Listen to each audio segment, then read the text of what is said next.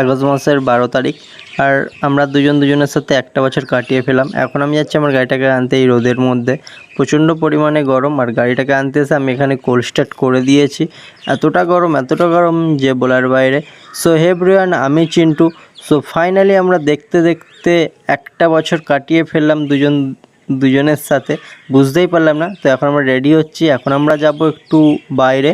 তার কারণ আমরা দুটো ছোটো ছোটো আবদার আছে, সেই আবদার দুটোকে পূরণ করার জন্য এখন আমরা যাচ্ছি বাজারে। এখন পরিস্থিতি খুবই খারাপ, সেই জন্যে বড় কিছু আবদার করেনি, ছোটো আবদার করেছিল। তো সেই জন্য ওকে প্রথমেই নিয়ে এসেছি একটা চুড়ির দোকানে। বলেছিল যে আমার একটা চুড়ি লাগবে হারা কালারের, মানে সবুজ কালারের। তারপর আমরা চলে আসি কেক দোকানে আসতে না আসতে বললাম যে কোন কেকটা নিবি তুই পছন্দ কর। ও বললো যে আমি চকলেট কালার কেকটা আমি বললাম না যে ওই সাইডেরটা নেই, ওটা ভালো। তারপর ডিসাইড করার পর তারপর ফাইনালি আসছে আমাদের কেক। তো এখানে চলে আসছে কেক। আমি বললাম ওকে যে যেহেতু আজকে আমাদের প্রথম দেখা হয়েছিল এই ডেটে, 1 বছর কমপ্লিট, তো আমি তোকে আগে খাইয়ে দিই। তো সেই জন্যে আমি কেটে ওকে খাইয়ে দিচ্ছি এখানে।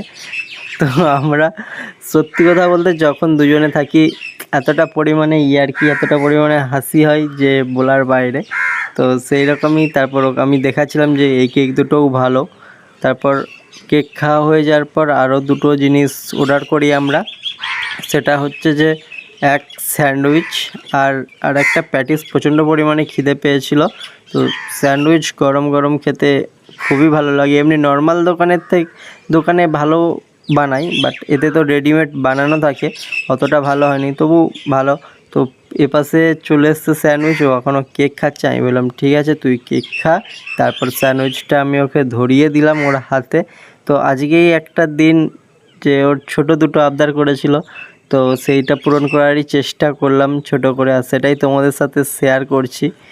তো এখানে ওকেই আমি সব কিছু আগে ওকেই প্রথম খাইয়েছি, তার কারণ আবদারটা ওর ছিল, আবদারটা আমার না।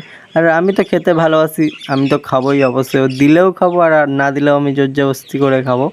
খাওয়ার পরে এখানে চলে এসছে গরম পনিরের প্যাটিস।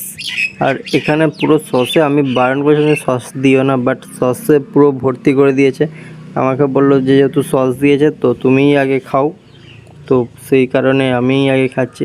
সত্যি বলতে আমি খেতে এতটা পরিমাণে ভালোবাসি, খেতে আর ঘুরতে, যে বলার বাইরে।